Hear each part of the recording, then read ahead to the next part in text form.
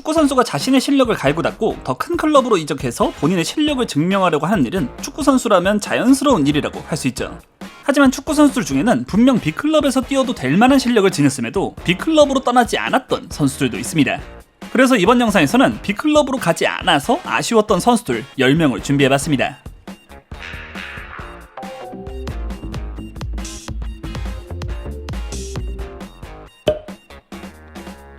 첫 번째로 선정한 이 선수를 영입하고자 했던 클럽들을 살펴보면 유벤투스, 맨체스터 유나이티드, 레알 마드리드, PSG 등 리그를 대표하는 여러 B클럽들이 매 시즌 이 선수를 영입하려 한다는 링크들이 나오곤 했죠. 하지만 그 선수는 B클럽들로의 이적을 선택하지 않았고 이탈리아의 라치오에서 8시즌이나 커리어를 함께하게 됩니다. 바로 세르비아 출신의 미드필더 세르게이 밀린코비치 사비치. 이 190이 넘는 뛰어난 피지컬을 지닌 미드필더는 공수에서 모두 활약이 가능한 왕성한 활동량을 기반으로 야야뚜레에 비견된다는 평가를 받았던 선수였죠. 세르비아 리그와 벨기에 리그를 거친 밀코사는 2015년 이탈리아 라치오에 합류. 라치오 통산 341경기 69골 58도움, 라치오 역대 최다 출장 7위에 해당하는 출장수를 기록했고 17-18 시즌과 21-22 시즌 세리에 올해의 팀, 18-19 시즌은 세리에 올해의 미드필더에 선정될 정도로 밀코사는 라치오를 넘어 세리에 무대를 대표하는 미드필더로 성장하게 되죠. 거기에 1995년 출생으로 아직도 30살이기 때문에 라치오에서 커리어를 보낼 당시에만 해도 밀코사는 여러 B클럽들의 영입 후보에 매 시즌 뽑히던 선수이기도 했습니다. 사실 매 시즌 연례 행사처럼 영입설이 나돌았기 때문에 언젠가는 B클럽에 가지 않을까 했지만 라치오에서 8시즌을 함께한 밀코사가 선택한 다음 팀은 유럽 B클럽이 아닌 사우디 리그의 아릴랄이었죠. 23-24 시즌 사우디 무대에 합류한 후로 밀코사는 2시즌 동안 아릴랄의 핵심 미드필더로 활약했고 경쟁력이 아직 충분한 선수라고 생각되기 때문에 사우디 생활 이후엔 혹시 B클럽으로의 이적을 선택할지도 모르지만 이 밀코사는 아직까진 B클럽 생활이 없는 커리어를 보내고 있습니다.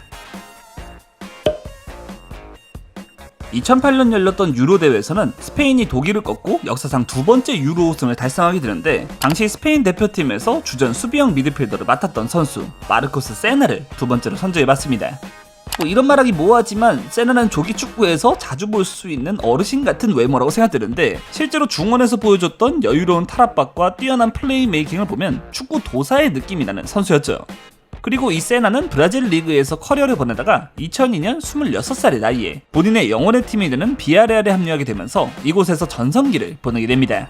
2002년부터 2013년까지 마르코스 세나는 비아레알에서 총 11시즌을 소화, 통산 361경기에 출전하면서 비아레알 역대 최다 출장 4위에 올라있고 2000년대 중반 비아레알의 황금기와 11-12 시즌 비아레알의 2부 강등을 모두 함께한 선수이기도 했죠. 그리고 비아레알의 황금기 중 챔피언스리그 4강까지 진출했었던 0506 시즌 팀의 핵심 중 하나였던 것이 바로 이 세나. 여담이지만 당시 비아레알은 리켈메와 포르란이 함께였던 시절이었죠. 그리고 이 세나는 0506 시즌 활약을 기반으로 B클럽과 연결되게 되는데 그 중에서도 맨체스터 유나이티드와 진하게 연결되게 됩니다.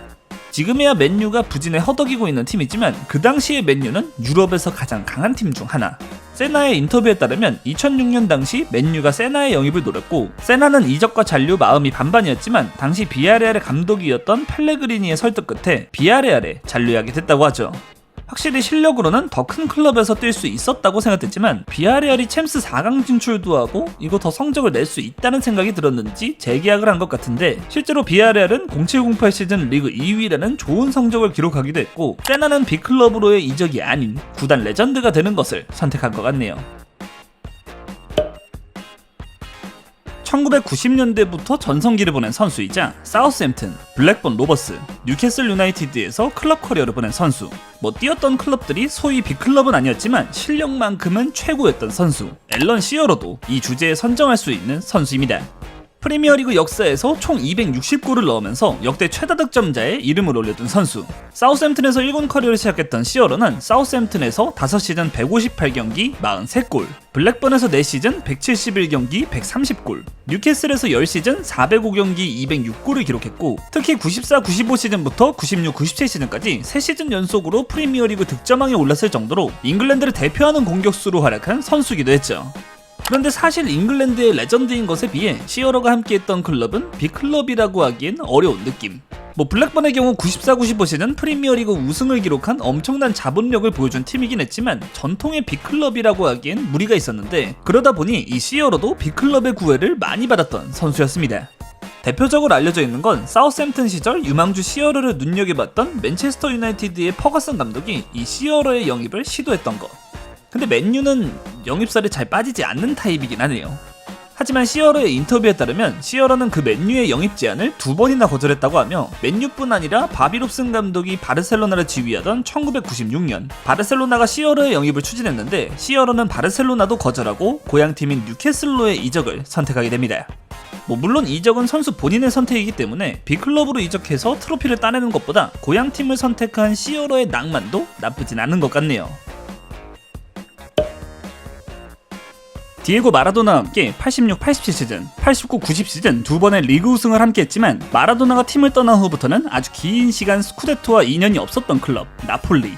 물론 리그 우승 타이틀은 모든 팀이 열망하는 목표긴 하지만 나폴리는 리그 우승이 없었던 그 시간 동안 그래도 팀을 떠나지 않고 묵묵히 함께해준 선수 덕분에 그나마 위안을 얻을 수 있었습니다. 바로 나폴리의 레전드, 마렉 함식의 존재 덕분이었죠. 2007년 나폴리에 처음 합류한 함식은 2019년까지 나폴리에서만 총 12시즌, 나폴리 역대 최다 출장 1위, 나폴리 역대 최다 득점 3위 기록을 보유하게 된 이 미드필더는 뛰어난 공격력을 겸비한 미드필더. 나폴리 합류 첫 시즌부터 세리에 올해의 유망주에 선정된 선수로 함식은 나폴리에서의 커리어 동안 미드필더가 리그 10골 이상을 넣었던 시즌이 4번, 도움왕도 2번이나 기록할 정도로 나폴리의 핵심 미드필더로 활약했고 세리에 올해의 팀에도 3번 선정, 이탈리아 무대를 대표하는 선수로 활약하게 되죠. 그렇다 보니 이 함식을 원하는 빅클럽들이 많을 수밖에 없었는데 AC 밀란이 이 함식을 노려봤지만 함식은 인터뷰를 통해 나폴리에 대한 사랑만을 더 증명하는 모습이었고 프리미어리그의 아스날과 첼시 역시 함식의 영입을 시도했지만 실패. 사실 왁스값만 있으면 된다는 함식을 영입하는 일은 어려울 수밖에 없었습니다. 추가로 함식과 같은 시기에 나폴리를 지켰던 드리스 메르텐스와 로렌조 인시네 두 선수도 이 명단에 포함될 만한 선수네요. 무회전 프리킥하면 가장 먼저 떠오르는 선수 중 한 명, 브라질의 미드필더 주니뉴를 5번째로 선정해봤습니다. 재정 문제로 강등 위기에 직면했었지만 다행히 강등만은 면하게 된 프랑스의 올림피크 리옹은 2000년대 초반까지만 하더라도 프랑스 리그의 제왕이라는 평가가 어울리는 팀이었죠. 리옹은 0102 시즌부터 0708 시즌까지 무려 7시즌 연속 리그 우승이라는 대업을 달성하게 되는데 그 7연패를 모두 함께했던 주축 선수가 바로 주니뉴였습니다. 기본적으로 공격적인 재능과 활동량까지 겸비한 미드필더긴 했지만 이 주니뉴 하면 역시 데드볼 스페셜리스트라는 말이 어울리는 프리킥 능력을 빼놓을 수 없는 선수였죠. 선수 커리어 통산 프리킥 득점만 무려 77골, 리옹에서 총 100골을 넣었는데 그중 프리킥 득점만 무려 43골이었을 정도로 주니뉴는 축구 역대를 따져보더라도 압도적인 프리킥 능력을 보여준 선수였죠. 다만 이 주니뉴의 클럽 커리어를 보면 유럽에서 뛰었던 시간은 리옹 시절이 전부. 주니뉴는 리옹에 대한 충성심이 강했기 때문에 다른 유럽팀에서 커리어를 보내는 것이 아닌 리옹에서 유럽 커리어를 마무리하길 원했고 리옹 커리어 이후 카타르 리그와 브라질, 미국까지 유럽이 아닌 곳에서 커리어 후반부를 보내게 됩니다. 물론 프리킥을 뺀 다른 부분이 부족해서 빅클럽에서 커리어를 보내지 못했다고 생각할 수도 있지만 주니뉴의 리옹 시절 퍼포먼스를 생각하면 빅클럽에 못 갔다기보다는 안 간 것이라고 할 수 있겠네요. 클럽 커리어 동안 소속됐던 팀들을 보면 낭트를 시작으로 생테티엔, 릴, 마르세유, 웨스트햄 등 소위 말하는 빅클럽에서 뛴 적은 없지만 실력만큼은 확실히 임팩트가 엄청났던 선수 중 한 명, 디미트리 파예도 선정해봤습니다. 측면과 공격형 미드필더 자리에서 탁월한 찬스 메이킹을 보여주는 선수, 거기에 언제든 상대 골문을 노릴 수 있는 날카로운 오른발킥을 보여줬던 선수로 파예는 리그왕 올해의 팀에 3번, 거기에 리그왕 역사상 처음으로 100골 100도움이라는 대업을 달성한 선수였죠. 그리고 딱 한 시즌 반 동안 뛰었지만 프리미어리그 웨스트햄에서 뛸 당시엔 그야말로 멱살킬이 한다는 것을 제대로 보여줬던 선수로 15-16 시즌 웨스트햄에서 시즌 38경기 12골 15도움, 합류 첫 시즌에 리그 올해의 팀에까지 선정된 선수였죠. 거기에 준우승에 그쳤지만 프랑스 대표팀으로 유로 2016 7경기에서 3골 2도움, 대회 베스트 11에도 선정된 재능이었는데 이 파이에도 의외로 빅클럽에서의 커리어는 경험하지 못한 선수입니다. 물론 레알 마드리드 감독이었던 지네딘 지단으로부터 극찬을 받으며 레알 마드리드 이적설이 있기도 했고 바르셀로나 역시 웨스트햄 시절 파이에에게 관심을 보였다고 하지만 결국 파이에의 선택은 본인이 좋은 추억을 갖고 있던 마르세유였으니 전성기 당시 워낙 뛰어난 폼을 보여줬던 파이에였기 때문에 빅클럽으로 갔더라면 어땠을까 라는 영상 주제에선 선정하기에 충분해 보입니다. 지금은 이탈리아 2부 리그에 속해 있긴 하지만 한때 1부 리그에서 자주 볼 수 있었던 클럽인 삼프도리아. 이 삼프도리아는 클럽 역사상 1부 리그 우승이 딱 한 번, 그리고 삼프도리아는 코파 이탈리아 4회, 수페르코파 1회, UEFA컵 위너스컵 1회까지 구단 커리어에서 우승 트로피가 아예 없는 수준은 아닌 팀이었죠. 그런데 한 가지 주목할 점, 삼프도리아가 들어올린 모든 트로피는 전부 이 선수와 함께한 트로피였으니 바로 삼프도리아의 레전드 오브 레전드 로베르토 만치니와 함께한 트로피였습니다. 맨체스터 시티를 지휘하면서 11-12 시즌 우승 트로피를 들어올렸던 모습이 먼저 생각나지만 이 만치니는 선수 시절이 더 레전드였던 인물. 볼로냐에서 1군 무대에 데뷔해서 삼프도리아, 라치오, 레스터 시티까지 클럽 커리어에서 빅클럽에 속해 있었던 적은 없지만 만치니는 소위 판타지스타라고 불렸던 뛰어난 공격력을 지닌 공격형 미드필더였죠. 특히 삼프도리아에서만 15시즌을 보내면서 총 566경기 168골, 만치니는 삼프도리아 역대 최다 출장과 최다 골 기록을 모두 가지고 있고, 앞서 말씀드린 것처럼 삼프도리아의 모든 트로피를 함께했던 선수이기 때문에 삼프도리아 팬 입장에서는 구단 최고의 선수였다고 할 수 있겠죠. 그렇기 때문에 만치니가 만약 전성기 시절에 더 큰 클럽으로 이적했다면 더 많은 트로피와 기록을 만들 수도 있었겠지만, 이런 레전드 선수가 다른 빅클럽으로 떠나지 않는 것을 낭만이라고도 부를 수 있기 때문에 만치니가 빅클럽 커리어를 보내지 않았더라도 꼭 나쁜 것만은 아니라고 생각할 수 있겠네요. 새로 시작될 25-26 시즌을 앞두고 바이에른 뮌헨과 아스날, 특히 바르셀로나와 아주 찐하게 연결되면서 이제 빅클럽에서의 커리어를 시작하는 것인가 생각이 들었지만, 결국 팀 잔류를 선택한 선수 아슬레틱 빌바오의 니코 윌리엄스를 8번째로 선정해봤습니다. 2002년 출생으로 이제 23살에 불과한 어린 선수지만 빌바오와 스페인 대표팀의 측면을 책임지고 있는 선수. 빠른 스피드와 뛰어난 드리블 실력을 보여주는 윙어로 니코 윌리엄스는 20-21 시즌 빌바오에서 1군 무대에 데뷔해서 지난 24-25 시즌까지 총 5시즌 동안 167경기 31골 30도움을 기록 중인 선수죠. 본인의 실력을 야무지게 증명하고 있는, 심지어 어린 재능이다 보니 매 시즌 빅클럽들이 꾸준하게 이 윌리엄스의 영입을 노린다는 말들이 나왔는데, 특히 이번 25-26 시즌을 앞두고 바르셀로나 이적설이 아주 강하게 나왔고, 실제로 많은 기사들을 통해 윌리엄스가 개인 합의가 완료됐다는 이야기들이 전해졌죠.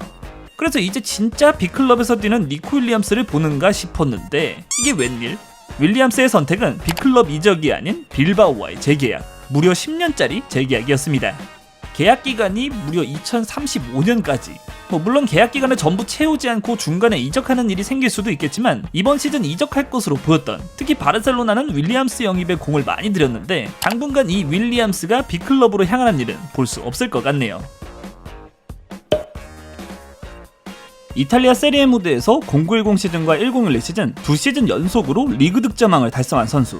거기에 이탈리아 리그에서만 총 209골을 넣으면서 리그 역사상 가장 많은 골을 넣은 선수 6위에 올라있지만 빅클럽에서의 커리어를 보낸 적이 없는 선수.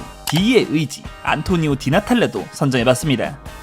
170cm로 큰 신장은 아니었지만 나이가 들수록 결정력의 도 같은 모습을 보여준 선수로, 디나탈레는 이탈리아 엠폴리에서 커리어를 시작해 하브리그 팀 임대와 우디네세까지 이탈리아의 빅클럽에서 뛴 적은 없지만, 전성기 당시엔 이 디나탈레는 이탈리아를 대표하는 공격수로 활약한 선수였죠. 특히 2004년 합류했던 우디네스에서 디나탈레는 2016년까지 총 12시즌을 함께하게 되고, 우디네스에서만 총 446경기 227골, 우디네스에서 2번의 득점왕과 함께 우디네스의 공격의 핵심을 맡아주게 됩니다. 그리고 여담이지만 당시 우디네스에는 사미르 한다노비치 골키퍼, 알렉시스 산체스, 후안 콰드라도 등 생각보다 좋은 멤버들이 함께했던 팀이었지만, 그렇다고 우디네스를 빅클럽이라고는 할 수 없었죠. 물론 디나탈레가 뛸 당시 11-12 시즌 리그 3위라는 성적을 낸 적은 있지만 그 아래에 있던 기간이 더 많았고, 그렇기 때문에 이 중위권 팀의 에이스 공격수 역시 빅클럽들의 레이더망에 들 수밖에 없었죠. 2010년 유벤투스가 디나탈레의 영입을 노려봤지만 디나탈레에겐 유벤투스보다 우디네세가 더 소중했고, AC밀란도 디나탈레에 대해 문의했지만 디나탈레는 레알 마드리드가 원한다고 해도 우디네세에 남을 것이라는 인터뷰를 했었죠. 근데 레알 마드리드를 거부할 정도라. 역시 우디네세와 함께하고 싶은 D의 의지였네요. 빅클럽으로 갈 수도 있었지만 결국 떠나지 않았던 선수하면 제이미 바디 역시 빼놓을 수 없겠죠. 지난 24-25 시즌을 마지막으로 정들었던 레스터 시티에서 떠나기를 결정한 선수. 바디는 하브리그에서부터 커리어를 시작했기 때문에 1부 리그에서 커리어를 함께했던 건 레스터 시티가 전부였는데, 그 레스터 시티는 바디의 존재가 앞으로도 영원히 기억될 수밖에 없는 팀이죠. 바디는 레스터 시티에서만 2012년부터 2025년까지 총 13시즌을 소화, 레스터 통산 500경기에서 200골을 기록하면서 레스터 역대 최다 출장과 최다 골 둘 다 3위에 기록되어 있는 선수죠. 사실 앞서 선정한 디나탈레의 경우 우디네스의 레전드가 확실하지만 한 가지 아쉬운 점은 우디네스에서 트로피는 들어보지 못했다는 점. 하지만 바디는 하위권을 전전하던 레스터시티와 함께 15-16 시즌 프리미어리그라는 빅리그에서 우승이라는 말도 안 되는 동화를 써낸 선수였고 19-20 시즌 리그 득점왕, 20-21 시즌엔 FA컵 우승까지 트로피 면에서도 팀의 족적을 남긴 선수였습니다. 그리고 이 바디 역시 레스터에서 매 시즌 리그 20골 이상을 넣을 수 있는 득점력을 보여주다 보니 빅클럽의 타깃이 되기도 했는데 역시 가장 유명했던 건 15-16 시즌 리그 우승 이후 연결됐었던 아스날 이적설. 당시 바디는 아르센 벵거 감독의 구애를 받게 되고 실제로 바디는 아스날 이적이 거의 성사됐으나 막판에 바디가 잔류로 마음을 바꾸면서 결국 레스터와 재계약을 선택, 아스날로의 이적은 이뤄지지 않게 됩니다. 결국 바디도 빅클럽에서 뛸 실력은 충분했지만 본인의 영혼의 팀인 레스터와 24-25 시즌까지 함께하게 됐고 은퇴를 한 건 아니긴 한데 빅클럽 커리어는 없이 마무리하지 않을까 생각이 되네요. 지금까지 빅클럽에 갈 실력이 있었음에도 빅클럽에 가지 않았던 선수들에 대해 준비해봤습니다. 사실 빅클럽의 경기를 조금 좁게 본다면 토트넘의 손흥민이나 로마의 레전드로 남은 프란체스코 토티, 다니엘레 데로시도 선정할 수도 있겠네요. 오늘 준비한 영상은 여기까지고 재밌게 보셨다면 구독과 좋아요 부탁드립니다. 그럼 안녕!